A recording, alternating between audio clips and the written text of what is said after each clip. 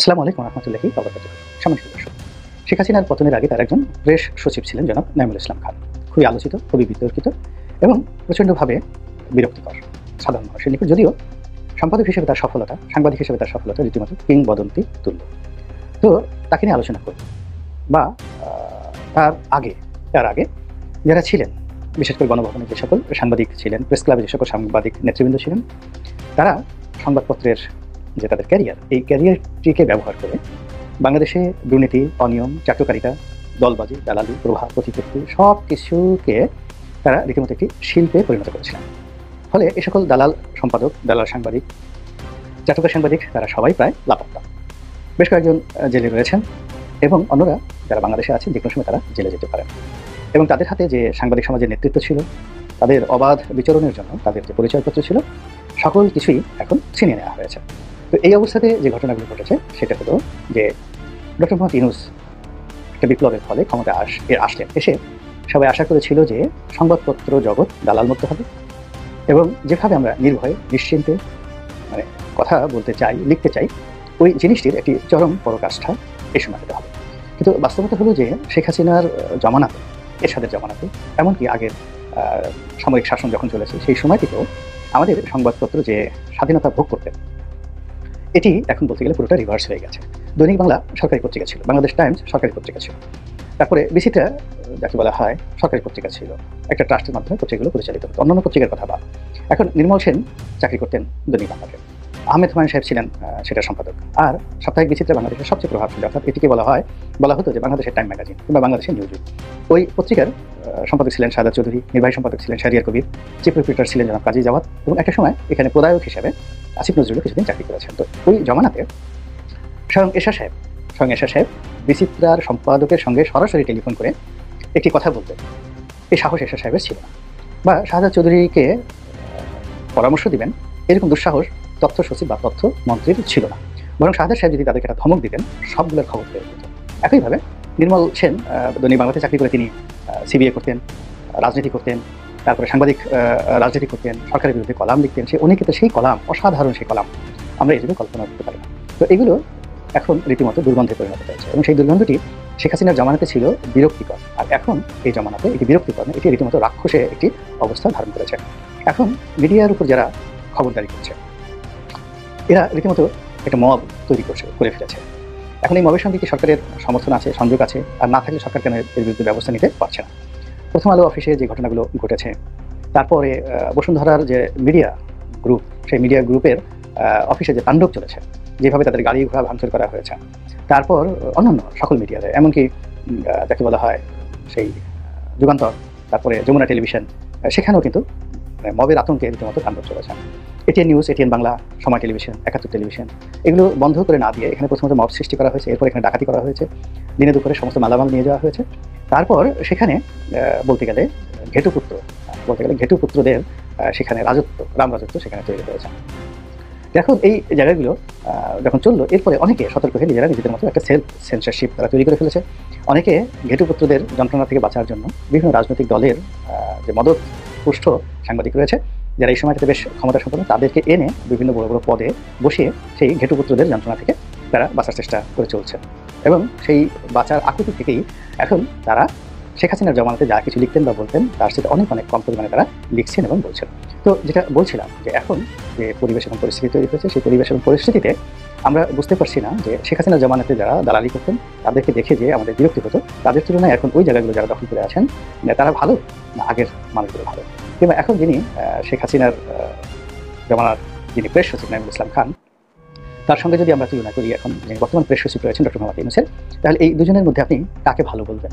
আচার আচরণের যোগ্যতার দিক থেকে নাঈমুল ইসলাম খানের একটি যাকে বলা হয় আঙ্গুলের সমান যোগ্যতা এই ভদ্রলোকের আছে, এটা আমার কাছে মনে হচ্ছে না। কিন্তু তিনি ভালো মানুষ, এপিতে চাকরি করেছেন, এটা সবই ঠিক আছে। কিন্তু যোগ্যতা, নাঈমুল ইসলাম খানের যে যোগ্যতা, সেই যোগ্যতা তার লেখনীতে আছে, সেই যোগ্যতা তার সাংগঠনিক দিক থেকে আছে। এবং বাংলাদেশে তিনটি যুগান্তকারী পত্রিকা তার হাতের সৃষ্টি, যেগুলো বাংলাদেশের পত্রিকার জগতের সকল ইতিহাসকে তছনছ করে দিয়েছে এবং একটা নতুন ইতিহাস তৈরি করেছে। সেই আজকের কাগজ, ভোরের কাগজ এবং আমাদের সময়। এবং আজকের যে প্রথম আলো, সেই প্রথম আলো বেসিক্যালি নাঈমুল ইসলাম খানের বাই প্রোডাক্ট। এবং তার হাতে যে সকল সাংবাদিক তৈরি হয়েছেন, তার বন্ধুরা, তার শুভানুদ্দাহীরা, তারাই কিন্তু এখন সংবাদপত্র জগতের স্টার সুপারস্টার। এদের মধ্যে অনেকে দালাল হয়ে গেছেন। এখন নাঈমুল ইসলাম খানকে যদি আপনি দালাল বলেন, তাহলে তার দালালের একটা আর্ট ছিল, সেই দালালির একটা রিদম ছিল, একটা উচ্চাঙ্গ সঙ্গীত ছিল সেই দালালি। কিন্তু এখন যারা দালালি করছেন এরা তো রীতিমতো রামদা নিয়ে দালালি করছেন, যে আমার এই দালালি দেখতে হবে, শুনতে হবে, মানতে হবে, আর কথা বললে একদম রামদা দিয়ে মোটামুটি কেঁচা কেঁচা কই যেভাবে কই মাছ যেভাবে কাছে এইভাবে কেঁচে দেবে। এবং এরা ঠিক সাংবাদিকের ভাষায় কথা না বলে এরা সেই শীর্ষ সন্ত্রাসীর মতো কথা বলছে। এদের সেই বক্তব্য এখন মোস্তফা ফারুকী তার একটা নাটকে সেই বিভিন্ন ভিলেন সে আমদানি করে। তো এই ভিলেনগুলো একটা নাটকের একটা খণ্ডিত অংশ ফেসবুকে ঘুরে বেড়াচ্ছে, ব্যাচেলার পয়েন্ট নাকি যেন নাম। তো সেখানে মার্জুক রাসেল দেখা গেল সে ব্যক্তিগত জীবনে প্রচণ্ড ভিড়, কিন্তু তার একটা লম্বা শরীর আছে এবং সে সবসময় একটা সন্ত্রাসী ভাব দেখাতে চায় এবং কিছু হলে রাগ হলেই সে একটা চিৎকার দিয়ে একটা বিশ্রী শব্দ করে, এই শব্দটাকে সে তার মতো করে করে। তো এখন এই বর্তমান জমানাতে যারা এসে দাপট দেখাচ্ছেন এদের আসলে কারোরই বীরত্বের ইতিহাস নেই। এবং আমার বিশ্বাস যে নাঈমুল ইসলাম খান সাহেবরা যেভাবে গা ঢাকা দিতে পেরেছেন, এরা এই গা ঢাকা দেওয়ার জন্য যে বুদ্ধি এবং কৌশল দরকার এই কৌশলটুকু এদের জানা আছে বলে আমার কাছে মনে হচ্ছে না। দ্বিতীয়ত মনীষা বলেন, নাঈমুল ইসলাম খান বলেন, ফারজানা রূপা বলেন, মুজাম্মেল বাবু বলেন, যারা ধরা পড়েছেন কিংবা যারা ধরা পড়েনি তারা কিন্তু তাদের জীবনের যে অর্থনৈতিক যে বিষয়গুলো রয়েছে সেটা চমৎকারভাবে তারা একটা বিন্যাস করেছেন। তাদের আর যা হোক না কেন অর্থনৈতিক সংকট নেই। জেলখানাতে থাকতে তারা রাজারহালে থাকতে পারবেন, আর জেলের বাইরে তো রাজারহালে তাদের আছেই। তো এখন যারা এই ওদের রূপান্তর ঘটেছেন, ফারজানা রূপার রূপান্তর যারা ঘটাতে চাচ্ছেন, কিংবা যারা মুজাম্মেল বাবু হওয়ার চেষ্টা করছেন, কিংবা যারা নাঈমুল ইসলাম খান হওয়ার চেষ্টা করছেন, কিন্তু নাঈমুল ইসলাম খানের যে কৌশলটা ছিল তিনি বুদ্ধিমত্তা দিয়ে কথা দিয়ে সব কিছুই সরকারের পক্ষে তিনি রাখার চেষ্টা করতেন এবং সারা দুনিয়া যদি খারাপ বলে সেই খারাপ জিনিসটিকে তিনি আকার ইঙ্গিতে সুন্দর করে সেটা যে ভালো তিনি বোঝানোর জন্য যত তথ্যপত্র ডাটা সেটা তিনি উপস্থাপন করতেন।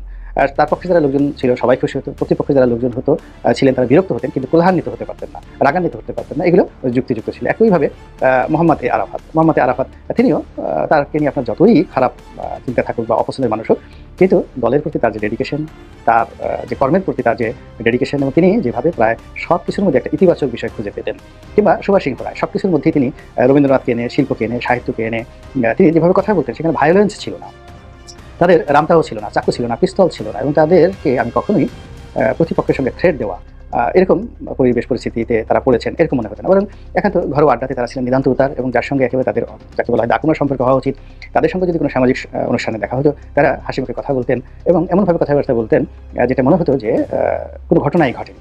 যেমন একটা ঘরোয়া আড্ডাতে আমার যখন আসলে আমি তখন অত কিছু বুঝতাম না, 2011-12-তে ঢাকা ক্লাবের একটা অনুষ্ঠানে আমরা সবাই ছিলাম, সেখানে মুজাম্মেল বাবু সাহেবও ছিলেন। তো মুজাম্মেল বাবু সাহেব সেখানে ছিলেন। তো আমি সেই যে অনুষ্ঠানের বিষয় নিয়ে বাংলাদেশ প্রতিদিনে একটা লেখা লিখেছিলাম, আকার ইঙ্গিতে একটা লেখা লিখেছিলাম। সেখানে মুজাম্মেল বাবু সাহেবকে অনেকটা স্যাটায়ার করে কোবরা বাবু, মানে গোকরা সাপের নাম যে কোবরা, সেই কোবরা বাবু উল্লেখ করে একটা রম্যরচনা লিখেছিলাম।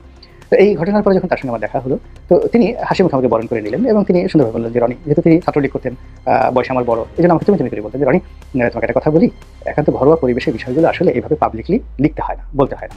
তো আমার শিক্ষার জন্য এর চাইতে আর বড় শিক্ষা হতে পারে। তিনি খুব চমৎকারভাবে আমাকে সেই কথাগুলো বলেছিলেন। একইভাবে নাঈমুল ইসলাম খান, আমি তার পত্রিকায় তার সঙ্গে একসঙ্গে আমরা সহকর্মী ছিলাম, তিনি সম্পাদক ছিলেন, আমি একটা পৃষ্ঠার সম্পাদক ছিলাম, আমরা সবাই সেই কাজী শাহেদ আহমেদের অধীনে চাকরি করতাম। তো সেই অর্থে তিনি আমার ইমিডিয়েট বস। তো তারপরেও তার সঙ্গে আমার টকশো হতো, কথাবার্তা হতো। তিনি ভদ্রতার সীমা কখনো অতিক্রম করেন, সবসময় আপনি আপনাকে কথা বলতেন, খুব কথা বলতেন রনি তুমি ইত্যাদি ইত্যাদি, আপনি আপনাকে কথা বলতেন। এবং একটা টকশোতে আমি যখন তাকে ব্যক্তিগত আক্রমণ করে ছোট্ট একটা কথা বলেছি, তিনি বললেন যে দেখুন আসলে এটা ঠিক না, এর কারণ হলো ব্যক্তিগতভাবে যদি আপনাকে আমি বলতে চাই, আমি এই মুহূর্তে আপনাকে 10টা কথা বলতে পারি, কিন্তু আমি কথাগুলো বলবো না। তো এসে যাকে বলা হয় ভদ্রতা, এটা একটা দক্ষতা, কথা বলার একটা দক্ষতা, সেই দক্ষতাটা তাদের ছিল। তারা দালালি করলেও তাদের সেই দক্ষতাটা ছিল, প্রতিপক্ষের সঙ্গে ছিল, এবং দালালিটাও করতেন, সেটাও কিন্তু একটা শিল্পের পর্যায়ে নিতেন। এবং এখনো পর্যন্ত আপনি খুঁজে পাবেন না, কাউরই খুঁজে পাবেন না যে তারা দালালি করেছেন। প্রধানমন্ত্রী শেখ হাসিনা, সাবেক প্রধানমন্ত্রী, তার সঙ্গে সম্পর্ক ছিল, কিন্তু আসলে দুর্নীতিটা যে কোথা থেকে করেছেন এটা খুঁজে পাবেন না, যে ভেরি ভেরি ম্যাটিকুলাসলি। কিন্তু তাদের জায়গাগুলোতে এখন যারা এসেছেন তারা তো এই গত 6 মাসের মধ্যেই অনেকে রীতিমতো একটা রাক্ষসী অবস্থায় পৌঁছে গেছেন। অনেকের চোখের দিকে তাকালে ভয় লাগে, চোখ দুটো গোল গোল হয়ে থাকে, মনে হয় রক্ত জবার মতো হয়ে আছে, এখনই আমার গলা টিপে ধরবেন। তারপর তারা যেভাবে কথাবার্তা বলেন, আঙুল উঁচিয়ে কথাবার্তা বলেন, একেবারে মনে হচ্ছে এরা যেন সবাই আইয়ুব খানের আব্বা, ইয়াহিয়া খানের দাদা, অথবা এডলফ হিটলারের বড় ভাই, এরকম একটা তাদের মধ্যে অবস্থা রয়েছে। এবং কিছু হলেই মব সৃষ্টি করে দেবেন, ধরে নিয়ে আসবেন, বাড়ি আক্রমণ করবেন, বা এরকম একটা থ্রেট তারা কখনো দেন না। বাট যাদের সঙ্গে কথাবার্তা বলেন তাদের বডি ল্যাঙ্গুয়েজে মনে হয় যে সাবধান হয়ে যাও, সাবধান হয়ে যাও, নচেত কিন্তু খবর আছে। তো এই যে একটা সেট আপ, এই যে একটা বিবর্তন হলো, আমরা যদি এখন বলি যে যেই লাউ সেই কদু, সেই লাউ সেই কদু কথাটাও এখানে প্রযোজ্য নয়। মনে হচ্ছে যে লাউ গেছে, বিনিময়ে আমরা কুমড়া পেয়েছি, এবং যেন তেন কুমড়া না, পচা কুমড়া। এবং আপনারা জানেন যে কুমড়ো যদি পচে যায়, ভিতরে পচে যায়, প্রকৃতিতে অন্য কোনো সবজির এত দুর্গন্ধ নেই কুমড়া পচার দুর্গন্ধের মতো। আমরা সেই লাউয়ের পরিবর্তে কুমড়া পচা পেলাম, নাকি লাউয়ের পরিবর্তে আমরা অমৃত পেলাম, এই বিষয়ে সিদ্ধান্ত নেওয়ার জন্য আমি আপনাদের প্রতি নিবেদন জানালাম। আল্লাহ আমাদের সবাইকে হেদায়েত দান করুন এবং হেফাজত করুন। আসসালামু আলাইকুম ওয়া রাহমাতুল্লাহি ওয়া বারাকাতুহু।